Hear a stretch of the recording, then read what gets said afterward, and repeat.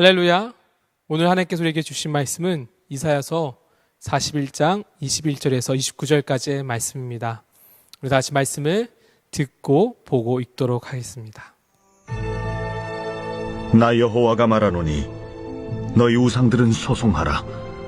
야곱의 왕이 말하노니 너희는 확실한 증거를 보이라. 장차 당할 일을 우리에게 진술하라. 또 이전 일이 어떠한 것도 알게 하라. 우리가 마음에 두고 그 결말을 알아보리라. 혹 앞으로 올 일을 듣게 하며 뒤에 올 일을 알게 하라. 그리하면 너희가 신들인 줄 우리가 알리라. 또 복을 내리든지 재난을 내리든지 하라. 우리가 함께 보고 놀라리라. 보라, 너희는 아무것도 아니며 너희 일은 허망하며 너희를 택한 자는 가증하니라. 내가 한 사람을 일으켜 북방에서 오게 하며 내 이름을 부르는 자를 해도는 곳에서 오게 하였나니 그가 이르러 고관들을 석혀같이 토기장이가 진흙을 밟음같이 하리니 누가 처음부터 이 일을 알게 하여 우리가 알았느냐? 누가 이전부터 알게 하여 우리가 옳다고 말하게 하였느냐? 알게 하는 자도 없고 들려주는 자도 없고 너희 말을 듣는 자도 없도다. 내가 비로소 시온에게 너희는 이제 그들을 보라 하였노라. 내가 기쁜 소식을 전할 자를 예루살렘에 주리라. 내가 본즉 한 사람도 없으며 내가 물어도 그들 가운데 한 말도 대답할 조언자가 없도다. 보라, 그들은 다 헛되며 그들의 행사는 허무하며 그들이 부어 만든 우상들은 바람이요 공허한 것뿐이니라. 하나님께서는요, 우상들에게 소송하라고 말씀하십니다. 다시 말해서 소송하라고 말씀하신 것은 하나님과 이방신들 중 누가 참신인지를 가려보자고 말씀하시는 겁니다. 그러면서요, 확실한 증거를 보여주라고 하십니다. 장차 일어날 일이 무엇인지, 그리고 이전에 우주가 생기기 전에 우주가 시작하면서 어떤 일이 있었는지, 그리고 복과 은혜를 내려보라고 말씀하십니다. 그렇다면 하나님은 어떠하신가요? 하나님은 이 세상의 처음을 아십니까? 이 세상의 끝을 아신가요? 인생의 흥망성쇠를, 역사의 흥망성쇠를 하나님은 알고 계신가요? 아닙니다. 알고 계실 뿐만 아니라 하나님은요, 우주의 시작이시고 마지막이시며 우주 만물의 주권자이십니다. 여러분, 이 주권자이신 하나님께서 말씀하십니다. 25절 말씀입니다.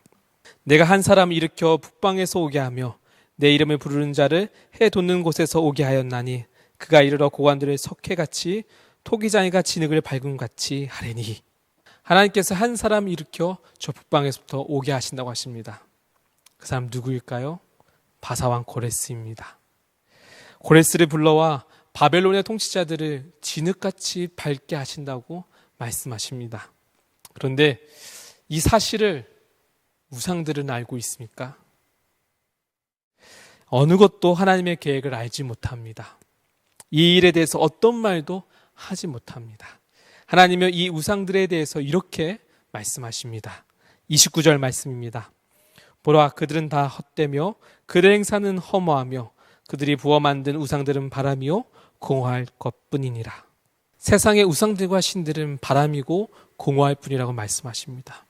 그들은 허무하고 허망하며 능력 없는 그냥 조각뿐일 뿐이라고 말씀하시는 겁니다. 아무 능력이 없음을 말씀하십니다. 이 이야기를 마주하고 있는 이스라엘 백성들은 어떠할까요?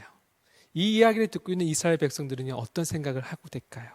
바벨론 포로 생활 가운데 하나님은 보이지 않고 하나님의 통치가 다 끝난 것처럼 보이는 그들에게 이야기가 어떻게 들려졌을까요? 바벨론의 신이 위대한 것처럼 보이고 바벨론이 거대한 것처럼 보이는 그 순간에 그들은 이 하나님의 말씀이요 어떻게 여겨지게 되었을까요? 아마도요, 이 말씀 마주하고 있는 그들의 가슴이 뛰기 시작했을 것입니다. 더 이상 나아질 리 없어 보이고 다 끝났으며 이대로 살아가야 할 운명을 그냥 마주하고 있는 그들이 가슴이 뛰기 시작했고 그들의 어깨에 힘이 들어가고 눈이 힘이 들어가고 주먹을 푹 쥐고 지금 마주하고 있는, 지금 겪고 있는 이 고된 하루를 살아갈 힘이요 생겼을 것입니다. 바벨론의 신들이 더 이상 그들의 영혼을 누르는 위험의 대상이 아니라, 공포의 대상이 아니라 그들이 내려다보는 하나의 물건으로, 조각으로, 그냥 상으로만 바라보게 되어졌을 것입니다. 성도님들, 하나님의 구원 소식은 단순히 바벨론 포로에 있는 이스라엘 백성들만의 것입니까?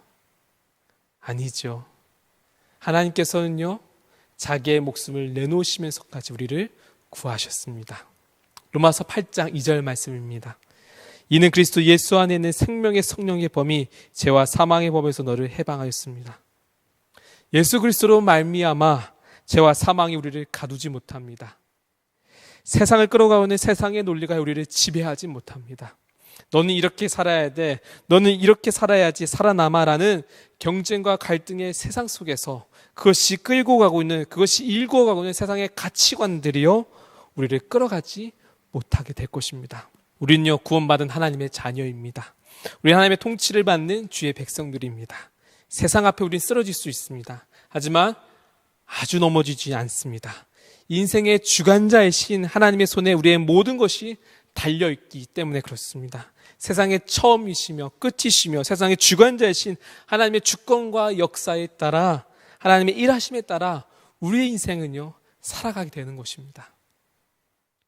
저와 여러분이요, 바로 이 복음의 능력을 소유한 사람들입니다. 사랑하는 성도님들, 우리는요, 코로나 한가운데 있습니다.